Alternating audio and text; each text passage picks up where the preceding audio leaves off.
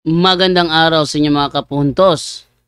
Meron ba kayong nakakatalakayan sa social media? Sa Facebook, sa Twitter, sa YouTube, comments? Na mula sa iba't ibang sekta ng pananampalataya at napapansin ninyo na tila mahuhusay sila at bihasang bihasa.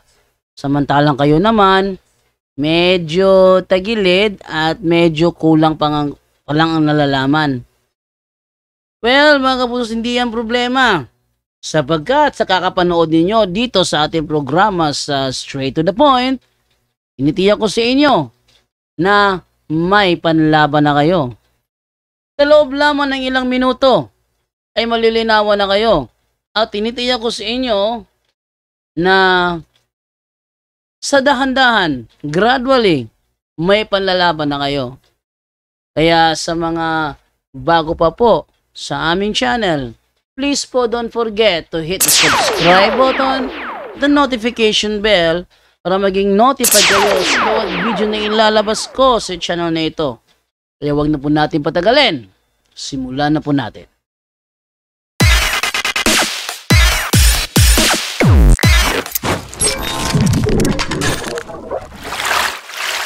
Okay, magandang gabi po sa inyong lahat at sa pagkakataong ito may tampok po akong video sa inyo. Ito po ay nangyari po kahapon sa hapon, no? Nung biglang may tumawag sa akin at nag-angas at medyo na ano lang ako nung una kasi nung tumawag siya, yung mga ano ko dito, mga recorder ko dito, wala, hindi naka-on, kailangan pang i-charge, sabihin na nabigla ako nung tumawag siya. Kaya, yun na nga, nangyari. Pero, nung ako'y nakapag-assemble na ng mga kailangan ko dito para ma-record yung call namin, doon na ako naging okay kasi na at least na-record ko kasi nung panahon yun tumawag siya biglaan kala ko kung sino nagtatanong yung paligipagsubukan, hindi, wala akong magamit kasi itong cellphone ko kasi gamit kasi is Reno 10, wala siyang call recorder. Maganda sana kung may call recorder ang Reno 10 kaso walang call recorder kaya yun medyo naalibadbaran ako nung una niyang call. Dahil nagkipagtalakayan, wala akong na-live, wala akong na-record, yun. Kaya nung na-set up ko na, tinawagan ko siya uli at nakipagtalakayan ako sa kanya, continuation, doon na siya na kaipit-ipit at humanap ng paraan para makatakas sa kanyang pagkalubog sa Kumunoy. Pero hindi ko kilala kung anong pangalan to kasi hindi ko naalala yung pangalan niya. Ganun pa man, nabanggit ito yung kanyang pangalan. Tinanong ko siya yung pangalan niya Hindi ko lang matandaan. Ito po yung nangyaring talakayan sa aming dalawa. At hindi po siya natuloy kasi naputol. Sabi ko tatawag ko sa kanya mga alas 4 pero hindi ko nagawang tawagin dahil very busy talaga yung aking oras, no? Dami ko kasing ini-edit no? Kaya hindi ko na natawagan uli. Pero kung sakaling tatawag siya para makipagsubukan, open pa rin tayo. Okay? So, ating silipin ngayon dito sa natin sa ating video ngayon, aking ipakita sa inyo ito yung nangyari. Magandang araw sa inyo mga kapuntos. Sa pagkakataong ito, may tatawagan tayo kasi tumawag siya, hindi ako nakapag-ready ng aking recorder. Nakipagtalakayan. So tawagan din na ngayon ito. Taong ito. Unahin natin itong taong to.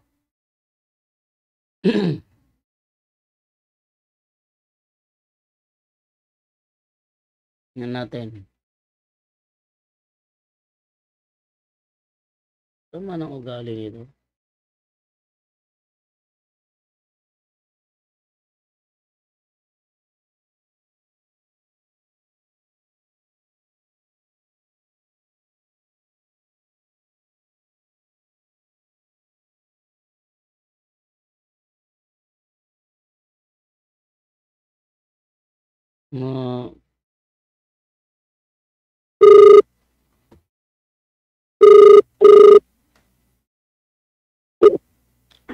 Hello? Hello. O ano, nakita mo na?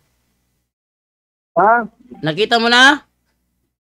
Hindi, busy pa ako eh. Hindi ba ang ginagawa? Hindi, yung sinabi mo ba nga ano, na, yung sinabi ko na Nueva Version International, nakita mo na?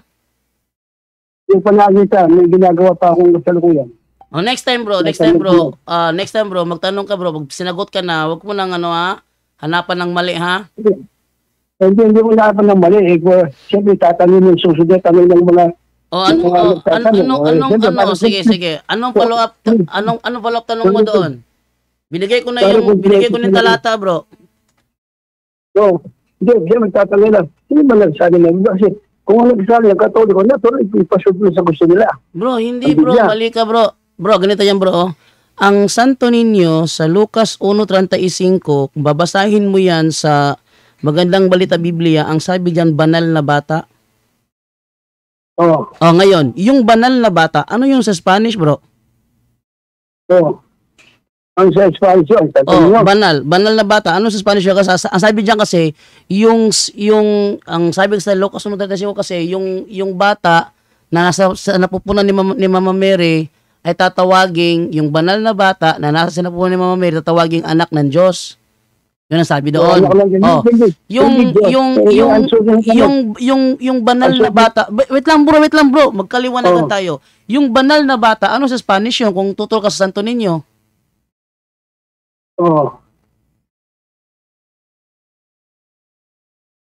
Ano yung banal na bata sa Spanish, bro? Yung bang sandali. Yung bang Santo Niño, yung ba'y ginawa na larawan ng mga apostol? Mali, bro. Yung sugilitan, ginawa ba na larawan ng mga apostol? At yung ginagit ba ng mga apostol sa kanilang mga sulat? Bro. Santo Niño, dito kasi sa atin, bukong Biblia, Santo Niño. Bro, makinig ka bro ha. Bro, ang Santo Niño, ayon sa Biblia, nasa sinapupunan ni Maria. Nasa sinapupunan ni Maria ang Santo Niño. Bro, wait lang ha kasi bro, ang ginagawa mo kasi bro, red herring fallacy yung ginagawa mo eh. Ang tanong mo kasi kanina, saan mababasa sa Bible ang Santo Niño? Binigay ko sa iyo. Yan ay nasa Nueva Version International, Lucas 1:35. Ngayon ngayong nandoon, okay na ba yun o ayaw mo tanggapin yun? Siyempre, may kasugar. Hindi. Karuin ko muna bago tayo mag-move sa next question. Bro, bago tayo mag-move sa next question, klaruin ko muna, tanggap mo ba yung Santo Niño na nakasulat sa Lucas 1:35 o hindi? Kasi tanggap ko yun. Okay. So, follow-up question mo? May follow-up question yung mga magtatanong. Sino nagsabi niyan? Si Lucas, bro. Si Lucas ang nagsabi niyan, bro. Hindi, yung Biblia. Kasi, may sa Katoliko, may magandang bal, nagsabi niya si Protestante si Katoliko, di ba? Hindi salin ng Katoliko ang Nueva Version International. Hindi. Kasi nagsalin yan. Salin niya ng mga hindi Katoliko, bro. Sino, para complete na wala silang masabi. Salin nga yan ng hindi Katoliko. Bakit? Ang Nueva Version International, wala siyang Deuterocanon. Siyempre, sino ang salin yan? Di ba sa Biblia, sa mga Biblia, may nakasulat yan. Sige, ating tanongin si ChatGPT. Ating tanongin si ChatGPT ha, sino ang nagsalin ng Nueva Version International? Okay. Sige, bigay ko yung sagot mo bro ha. Sige. Para maging sino ang nagsalin ng Nueva Version International? Okay. So, ating tanongin dito. Okay. Sabi dito ay ang Nueva Version International ay isang salin ng Biblia sa wikang Espanyol na isinalin ng Biblica Incorporated, dating kilala bilang International Bible Society. Ito ay katumbas ng New International Version sa Ingles at nilikha upang magkaroon ng mas madaling maunawaing pagsasalin ng Biblia para sa mga nagsasalita. Ang pagsasalin nito ay isinagawa ng isang pangkat ng mga protestante eskolar sa Biblia mula sa iba't ibang denominasyon upang tiyakin ang katumpakan at pagiging natural ng wika sa modernong Espanyol. Ibig sabihin bro, mga Bible scholar yan ng mga protestante mula sa iba't ibang denominasyon. Sila ang nagsalin yan bro, hindi Katoliko ang nagsalin yan ha? Sige. Sige. Ngayon, actually, kung tinatanong mo sa akin, sa social media, yung sinabi ni Gigliano, Father Gigliano, sabi, hindi sa kay Satanas yan. Ha? Hindi sa Satanas yan. Yung sa social media, sabi Gigliano, hindi sa kay Satanas yan, sabi niya. Ay mali, walang sinabing ganyan si Padre kasi alam ni Padre Darwin na yung santo ninyo sa Biblia si Kristo yan. Hindi, yung tanong naman to, kasi nagtatanong lagi, nila sa social media ng mga tao, si Father Gigliano, siya po ang nagsasalita, kita DJ, alam niyo, ang misa kay Satanas yan, sabi niya. Ay wala, mali yan. Ang misa kay Kristo yan. Ang misa kay Kristo yung misa, hindi yan kay Satanas. Bakit nabanggit ni Father Gigliano yan? Ay hindi, pinutol siguro ng mga protestanteng mga sinungaling. Boses niya. Ay, pinutol yun bro, kahit pa boses niya, pinutol. Iba yan ang sinasabi ni Eli Soriano sa mga INC na ministro. Sabi ni Soriano, ang ginagawa nyo, umuupa kayo ng mga taga-makmak na puro mga sinungaling, nagpuputol-putol ng tape para pag-iba-ibahin ang sintidong sinasabi. Ang misa namin sa opisyal na katuruan ng Katoliko, bro, ang opisyal na katuruan ng Katoliko, bro, ang misa namin ay ibinatay sa Last Supper. Last Supper? Yung Last Supper, doon binatay ang misa sa Last Supper, therefore, hindi kay Satanas yun kasi hindi naman si Satanas ang nagsagawa ng Last Supper. Hindi, ang tanong ko pa kasi yan, nag-search ako sa ng Katoliko. Kasi, yung Last Supper, nagpainom si Kristo. Bakit yung misa natin nagpapakain na lang? Ganito yan bro. Okay. Hindi Last Supper ang ginawa natin. Okay, magandang tanong yan bro. Magandang tanong yan. Ganito kasi yan bro. Doon sa Last Supper bro, ang mga apostoles, sila yung mga obispo. Kaya ang mga obispo, binigyan pati ng alak. Kasi sila ay mga obispo. Sa simbahan Katoliko, yung mga obispo binibigyan ng alak yon. Ngayon, ginawa ng mga apostol. Ayon sa Gawa 27, nagsanta Cena sila, wala kang mababasa doon na nagbigay sila ng alak.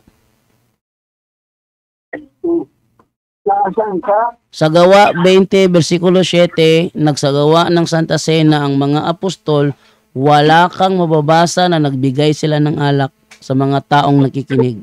Kasi nabasa ko noon, nag-search ako doon sa Mateo, 26 ba yun? Idinapot niya sa tinapay at nagpasalamat, pinagpaputol sa mga lagad. Yes. Pagkain kayo lahat yan. Tapos, magawa ka ng saro, pinagpala, at sabi, ibinigay sa mga lagad, magsiinom kayo ng agad. Ngayon, eto bro, etong tanong bro. Etong tanong bro, ngayon ka ba bro sa binasa mo sa Mateo na ang binigyan ng alak mga apostol yon, sangayon ka ba doon o hindi? Sangayon ako. Sangayon ka doon. Yung mga apostol na ba yon ay mga obispo o hindi? Wala ko yung mga mensahe na mga hindi, sagutin mo bro, yun ba yung mga obispo o hindi? Hindi ko sabi. Sige. Sa sino ang tinutukoy sa Gawa 20:28 na ginawa kayo ng Espiritu Santo ng mga obispo? Yun ba yung mga apostoles na tinutukoy doon o hindi?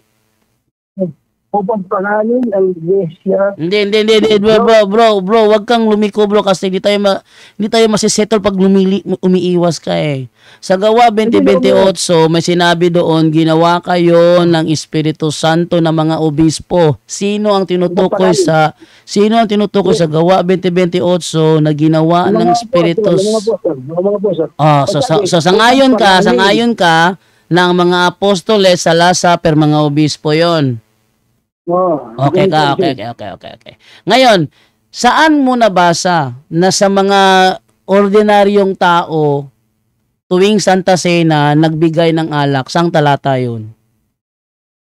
Sinabi ni Apostol Pablo sa gawa sa Corinto, kung anong tinanggap po sa Panginoon, ang sinibinibigay sa inyo. Saan doon, bro? Saan sa unang Korinto? Wait lang ha. Saan sa unang Korinto nagbigay si Apostol Pablo ng alak? Kasi sabi niya, kung anong tinanggap bro, makinig ka bro. Ulitin ko tanong ko ha, saang talata sa unang Korinto na ginamit mo na si Apostol Pablo nagbigay ng alak sa mga tao?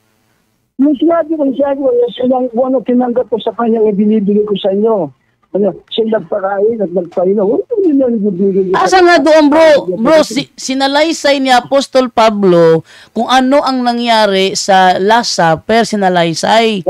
Hindi yun ang tanong ko.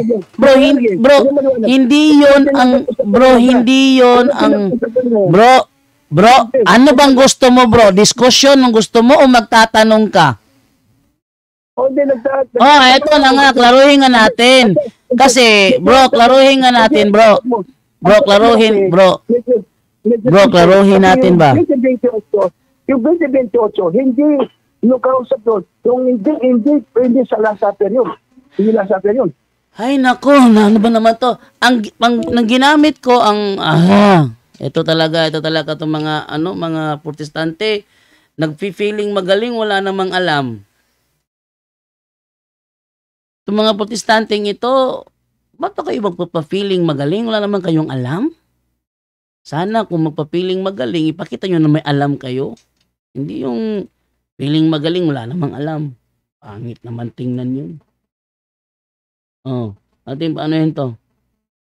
Makasasagot ba to? Gusto mo diskusyon? Sige, diskusyon tayo. Hello, bro. Hello. Ano nga yung pangalan mo, bro? Rene Gitgano. Parehas ko si Gitgano. Ang pangalan mo, Rene, apelyido mo Gitgano rin. Parehas ko si Father. Okay. So, ibig sabihin, magkamag-anak kayo ni Padre Darwin. Oo. Okay, ganito yan, bro. Ganito yan, bro, ha? Okay, maganda to. Dahil pagka Gitgano kasi, bro, wait lang muna. Mukhang ako. Gutom ako eh. Mukhang ako. Mukhang ako. Nakain ka muna? Hindi pa ako nanood to. So, anong oras ka bakante, bro? Pwede ka tawagan, bro. Niya pa siguro. Niya pa mga gabi siguro. Ay, mamayang gabi. Wala kami, may live kami mamayang gabi eh. Sige, ako na lang matawag sa inyo. Pagkano? No? Ha? Ako na lang matawag sa inyo. Hindi nga pwede, bro, kasi nasa live tayo mamayang gabi. May testimony mamayang gabi, so hindi kami available for talakayan. Ay, ako yun na lang. Hindi. Anong oras ka matapos kumain ng tanghalian? Anong oras? Mga ano siguro, madito sa ako doon karon. Mga 10 minutes po niya, siyempre magpahuling-ulis ako. Medyo sakit-sakit ang ulo ko eh. So, alas 4 ng hapon, pwede ka lang tawagan? 4 ng hapon, sige. Sige, alas 4 ng hapon, tawagan kita ulit ha? Sige. Sige, bro. Ayan. Ayan. Ayaw ko yung yung biglang tumatawag na hindi naka-set up yung recording ko rito eh. Ayaw ko yun, no? Parang inaandaran ako ng ano, eh, ng hindi maganda kung 'pag tinatawagan ako na hindi naka-set up yung recording ko.